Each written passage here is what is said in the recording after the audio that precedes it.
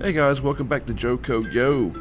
And I know right now it may be a little bit cold outside, but it could be warm. I mean, this is North Carolina in the winter. I mean, and I say the word winter, I don't really mean it.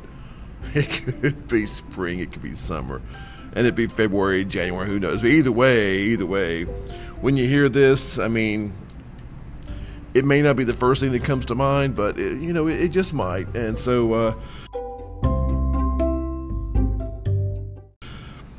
as some of you know that have listened to this podcast with multiple episodes, you may have picked up that I grew up in southern Johnston County through the 70s and through the 80s, and there I just revealed my age.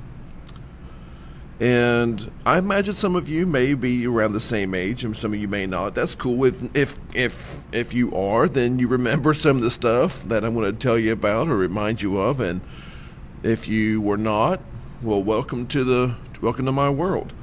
See, the 70s and 80s were pretty eventful times on the national stage, with Watergate and gas shortages and the end of the Cold War and all. It's some pretty big stuff. I think I grew up watching some of the best movies in TV.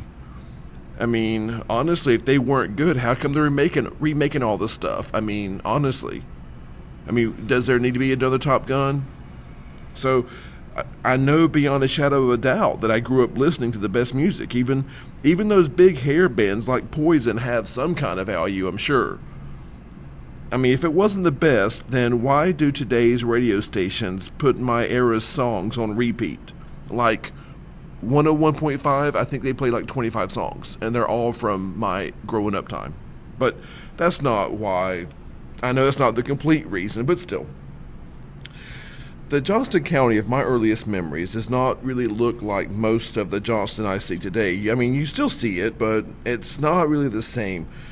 This place has been one of the fastest growing places in population in the country for at least 30 years solid. I may not remember the horse and buggy times, of course, I'm not that old, but I do remember Clayton being a small town and Kenley and Benson and Four Oaks having really lively downtowns.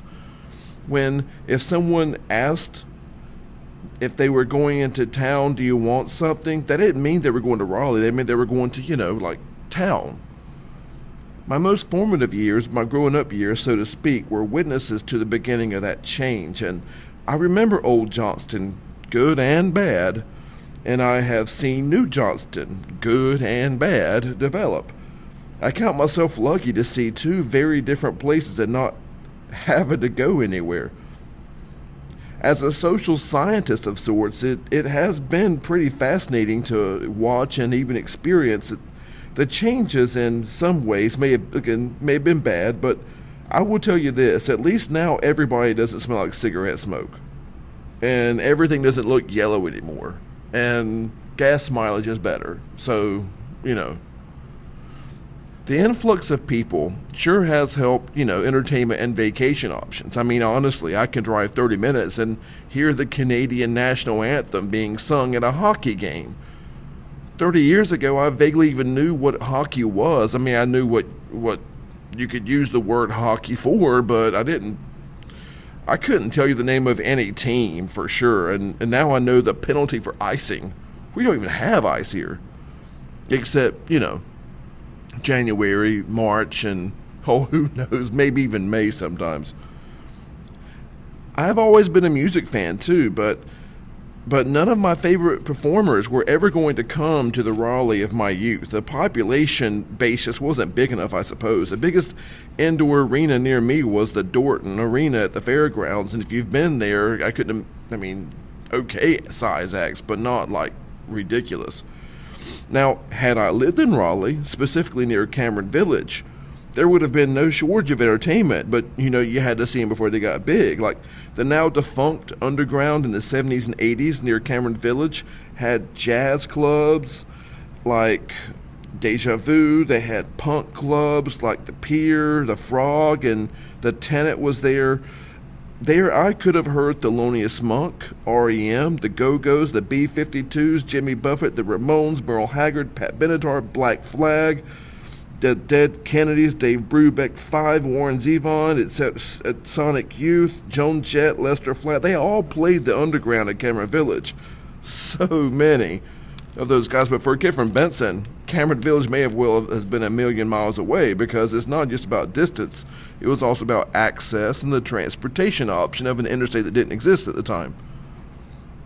I can remember before I-40 and the current Raleigh Beltline, but it's getting foggier every year. Same thing with beach access. We're fortunate enough in Johnston County to live within a few hours of an ocean, but so does 60% of the American population. I would argue, though, that there's a difference in 2 and say a quarter hours and 1 3/4 hours. That's 30 minutes. That 30-minute matters, because that's the difference between the interstate and not having interstate, especially when you're taking kids. Yeah, that's the rough distance that I-40 made for most of us getting to the beach, and the 30-minute differential grows when you factor in stoplights and turns and that you don't really have to make when you travel the interstate. It also doesn't factor in bathroom breaks, food stops, etc. So even if the beach and Raleigh were where they have always been, it used to take more to get to them. And then, especially when you factor in the Benson tradition of cruising Main Street on Fridays, Saturdays, and sometimes Wednesday nights. At 7 p.m. on either one of those days, going 1/4 mile could take 3 hours. I know, I did it. A tradition that goes back to the 1930s ended, where you just clogged the road. It ended partly for safety reasons, definitely, but partly for commercial reasons. But I would also argue that since Main Street got you to I-95, then 40, then to the beach, the push to end cruising at Benson was partially caused by Johnston's population increase. I have no doubt. I can also look at the number of ponds. Some called them lakes, and I did too, but they were just ponds that used to count as recreation areas, but are closed down now. That 30 minutes makes a big difference. It makes a difference between going to a lake or going to the beach. Well, for many of us, summers meant lakes. Again, they called lakes anyway. People in southwest Johnston were familiar with Pope's Lake near Anger. It's now part of a housing development. The same applies to Silver Lake on Hillsborough Road in Raleigh, housing development. Those near Selma, those of you who live near Selma, may have gone to Browns Lake way back in the day. I remember hearing about the people going to the plantation and Lake Artesia. I spent, like many people near me, a lot of hours at Scotts Lake, that's where I happened to learn how to swim. Scotts Lake had a pavilion where some years they had something called the Noon to Moon Jam. And just to let you know how backwards we really were not, we actually had stuff happening. The Noon to Moon Jam, Stevie Ray Vaughan played it. If you don't know who that is, then I can't help you. And there was a band, kind of a local band, a local fixture called Nantucket. It played like all the time. Unofficially, Greg Allman played a show there, as did the Marshall Tucker Band. I mean, where there are people, there will be shows. Again, if you don't know who those two guys are, I don't know. Look them up. I feel sorry for you. For the adults, there were nightclubs like Shaggers and Dunn, which apparently was a regular stop for some early renditions of bands that hit it big later. If you want to go big time, you can always, if you're an adult, not a kid, unless you know someone and then they break the law for you. The Long Branch in Raleigh was a big deal, but it closed down in 2008. National Country Acts played there, but more people equals more changes, and so now apparently the Long Branch it hosts electronic dance music. What the heck ever. I once hung out with Dave Matthews after a concert at the Attic in Greenville, which is also closed down, but that has nothing to do with Johnston County at all. I just want to plug it in there. But I guess recreation options go, again, where there are people. We're getting more people, but many of them, because transportation is so easy, are able to maintain their previous connections, which makes them less likely to form new music. If you lived in Cary and you now live in Benson, you're now closer to the beach than you have always gone to, and there's no need to go to Scotts Lake. And eventually, the only place you'll see Stevie Ray Vaughan is in the recesses of your memory. I mean, they'll always be there, but There are other ones, that Williams Lake and Mingo Township, which was close to Dunn, and Sampson County, and in Harnett County, it's close to Harnett County and Newton Grove.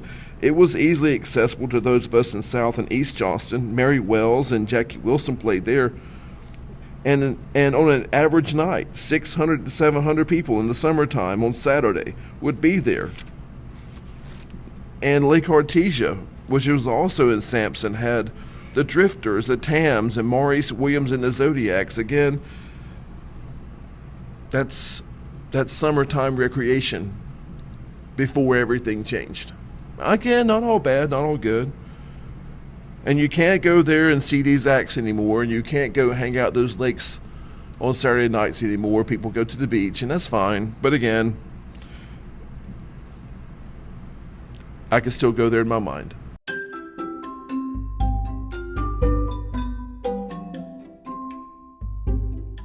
And y'all, thanks for listening. It's been a blast, always is a blast. And until next time, see you later. Be good.